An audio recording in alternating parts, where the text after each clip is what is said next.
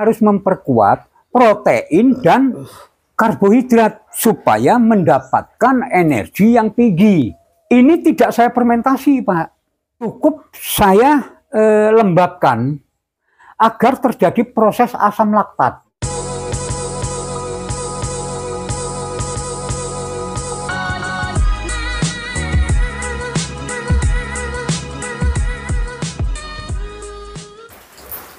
Bismillahirrahmanirrahim. Assalamualaikum warahmatullahi wabarakatuh. Selamat siang teman-teman semuanya. Selamat bertemu kembali dengan PP Nartona channelnya peternakan. Semoga sehat selalu dan semoga hujan hari ini membawa berkah buat kita semuanya. Kali ini saya berada di kandangnya Mr. Wedus Farm yang ada di Pasuruan, Jawa Timur, dan ini kita masih mencari ilmu bersama Abah.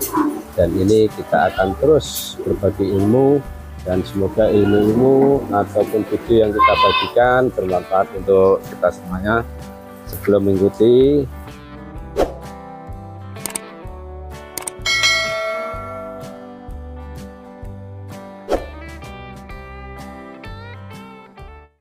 siap Bah, dilanjut Bah. Baiklah, kita lanjutkan nyantai aja Bah. Pakan penguat. Pakan penguat ini tujuannya adalah untuk memperkuat pakan utama. Jika pakan utama kandungan nutrisinya rendah, misal rekan-rekan katakan tanamnya hanya rumput odot atau pacong, jadi atau tebon jagung, berarti yang didapat hanya serat. Maka kita harus memperkuat protein dan karbohidrat supaya mendapatkan energi yang tinggi. Unsur pakan penting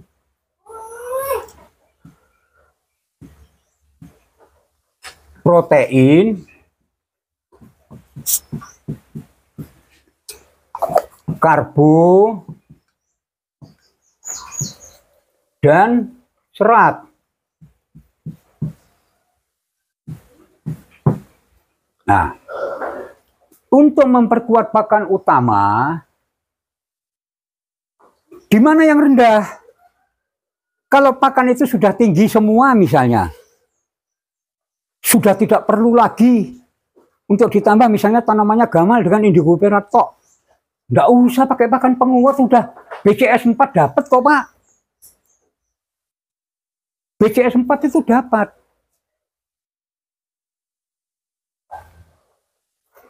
Cuman persoalannya kalau kita mau memasukkan premix sulit. Karena premix tidak bisa dikonsumsi tersendiri. Pasti dia harus dicampur dengan sentrat. Makanya dia masih membutuhkan dari nabati, biji-bijian. Yang pertama pakan penguat ini, kalau kita beli jadi, monggo. Banyak rekan-rekan peternak, Pak, kami cuma di kampung jauh Pak, dan sebagainya dia cerita. Atau Pak, di daerah kami tidak ada orang jual sentrat. Kalau bikin gimana? Saya pun walaupun di kota, saya bikin sendiri. Karena saya sudah tidak begitu percaya dengan konsentrat. Konsentrat harga tetap. Loh, bahan ini naik terus. Loh, apa pabriknya nggak tekor? Berarti konsentrat pabrikan Bah ya? Itu konsentrat pabrikan. Ya. Itu secara logika. Loh, bahan ini naik terus. Kita belanja bahan itu buktinya naik terus.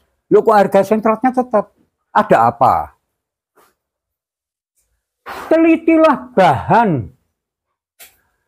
Kalau bahan itu terlalu murah, hati-hati. Kayak beberapa waktu lalu.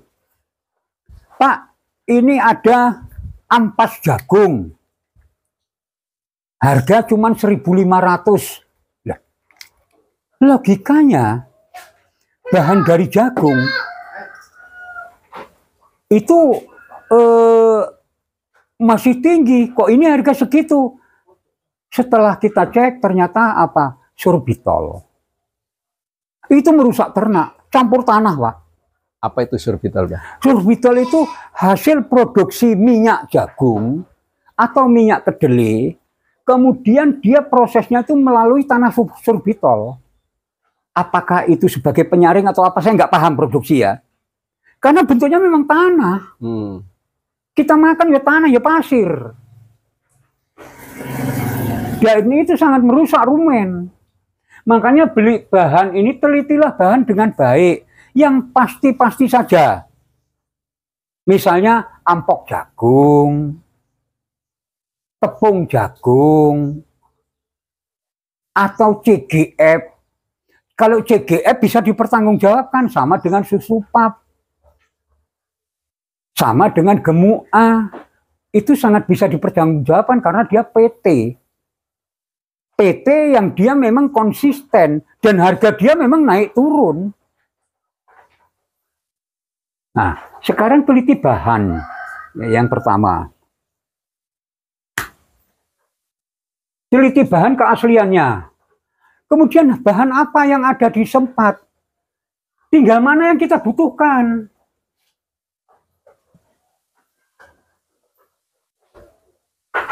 Kemudian yang kedua tujuan kita membuat penguat. Ini tentunya ada dua, Pak. Ini selalu tanya, Pak Tris kenapa ternaknya kok bisa pertumbuhannya sampai segitu banyak? Apa pakannya? Jadi pakan anakan itu saya protein ini untuk anak ya, protein tinggi 20 up. Kemudian karbo ini rendah.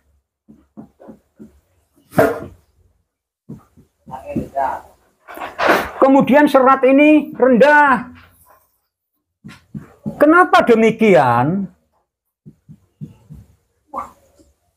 Untuk anakan 0 sampai 3 bulan, kalau kita mengacu kepada kandungan nutrisi susu kambing, yang ini memang rendah. Saya melihat dari situ. Makanya saya selalu buat gini, loh Pak, karbo rendah ini susah loh Pak nyarinya. Betul. Saya caranya bahan ini, saya fermentasi. Agar seratnya ini rendah, karbonnya rendah, karena dimakan oleh bakteri, pK-nya naik terus. Ini saya untuk pakan anakan.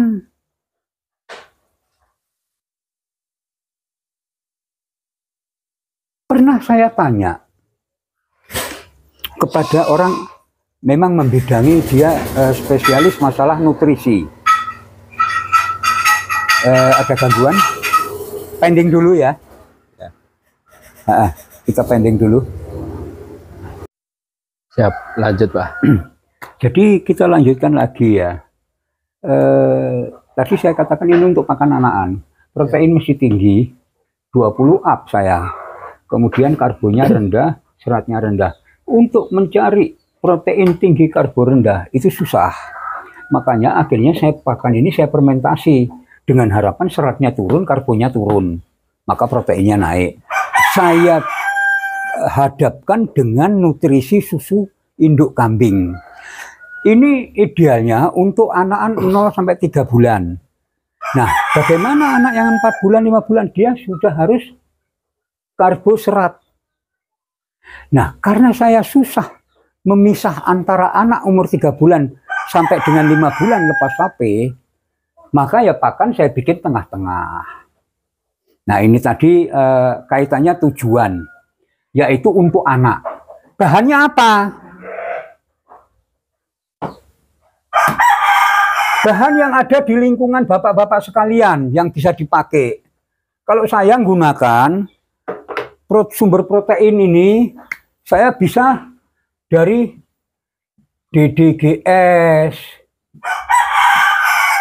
CGF, kemudian tepung jagung, ulangi, tepung kedelai, reject.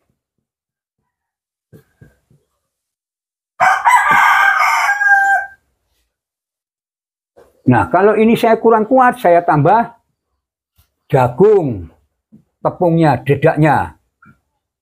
Kalau serat, otomatis dia makan dari hijauan. Jadi saya berikan ini. Misalnya di tempat bapak-bapak nggak ada, pakan ini susah nyari untuk anakan. Misalnya susah nyari. Cari satu aja. Apa misalnya CGF Miwon itu yang lagi banyak di pasaran itu. Nggak usah yang luar negeri. DDGS misalnya sulit. DDGS-nya agak tinggi dia proteinnya. 30, bisa 30-an ini. Kalau CGF ini rata-rata 20 PK-nya. Kalau tepung kedelai ini bisa 25 up ini. Tepung kedelai reject maksudnya. Nah, ini untuk pakan anak. Untuk nurunkan karbo dan unsur seratnya, saya fermentasi untuk anakan. Kemudian untuk induk. Untuk induk ini kebalikannya. Nah itu tadi untuk anak, saya tidak menghitung hal yang kecil seperti kebutuhan lemak dan sebagainya. Karena kita bikin global aja. Kemudian protein untuk induk atau yang dewasa, ini cukup antara 14 sampai 17 lah, cukup. Karbo yang saya gunakan ini bisa dari dedak jagung dan lain sebagainya. Bahan kedelai atau jagung. Kalau kedelai itu kan tinggi ya, karbonya cukup tinggi, proteinnya juga tinggi. Seratnya dia ikut hijauan. Andaikan serat kita mau nambah, tanaman kita misalnya seperti saya, tanaman itu hanya ada gamal dengan indigo perak. Maka serat ini saya kasih tumpi.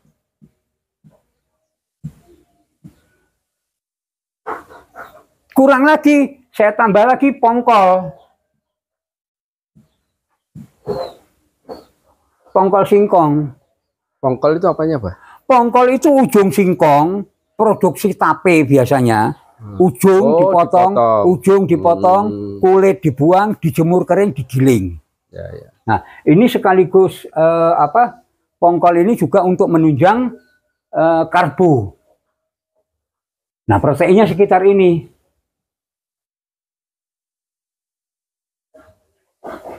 Ini tidak saya fermentasi, Pak.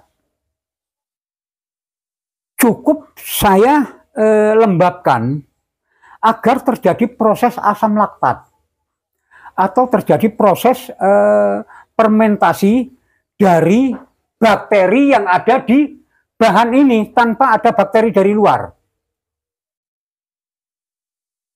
Karena saya pernah konsultasi tentang asam amino.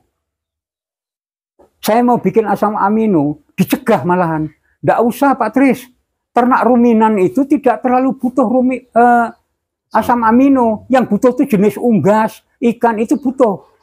Kalau ruminan, ini asam laktat aja udah bagus. Sama daripada buang-buang uang katanya. Nah, akhirnya saya lakukan. Bahan ini baunya ya mirip-mirip kedelai. Ini baunya ya kayak jagung. Ini setengah hapek. Ini baunya setengah hapek.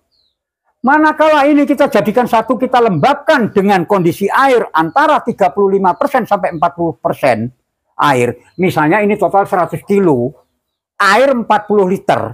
Itu saya semprotkan dengan tetes. Begitu saya peram, dapat seminggu saya buka, harum banget. Nah, itulah tanda-tanda di dalam itu telah terjadi proses yang dikatakan proses asam laktat itu untuk membantu pekerjaan enzim di rumen. Jadi tidak saya berikan kering. Tidak pernah saya berikan kering. Berikan kering resikonya satu, ternak itu tersedak. Batuk-batuk kadang masuk ke paru-paru. Tapi kalau saya lembabkan dengan air antara 35 sampai 40%, mamel, makannya jadi harumnya luar biasa. Bukan parfum buatan, nanti akan kita nyampe pada parfum buatan. Nah, jadi untuk pakan dewasa, itu protein cukup 14 sampai 17. Yang penting tinggi di sini. Nah, ini 2. Pak, kalau proteinnya cuma 12, enggak masalah. Ada hasil penelitian, protein 8% enggak masalah. Yang penting karbo tinggi, maka ADG akan tinggi.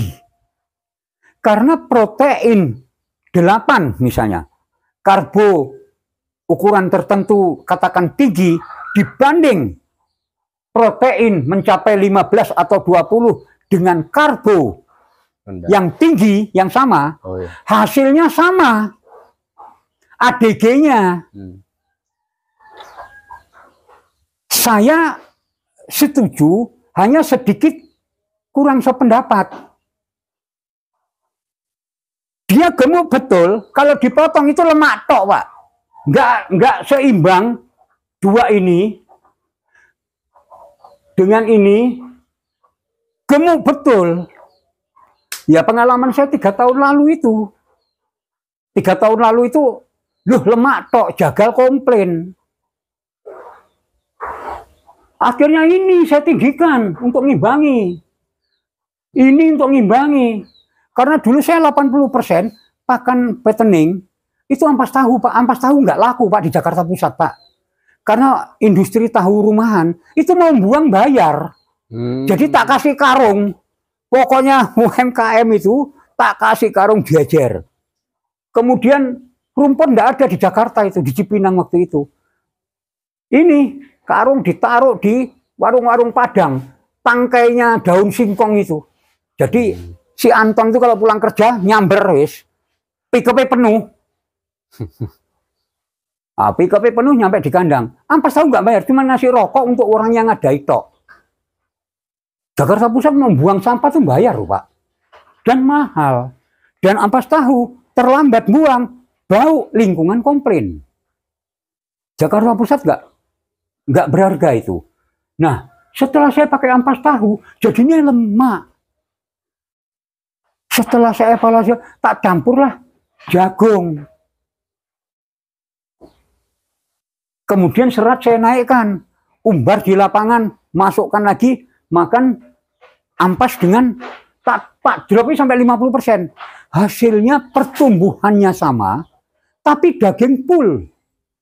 Makanya tadi yang dibilang hasil penelitian, dibilang protein tidak perlu terlalu tinggi, yang penting karbo tinggi, maka ADG bagus, benar. Tapi kondisi karkas ini nanti lemaknya ikut tinggi karena nggak ada keseimbangan.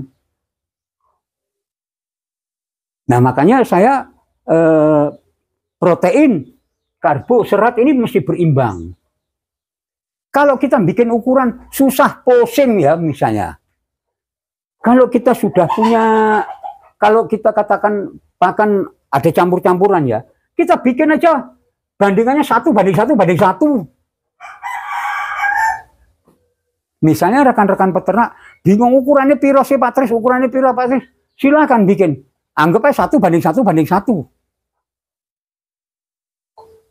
Jadi 33 kilo, 33 kilo, 33 kilo, jadilah 100 kilo mik.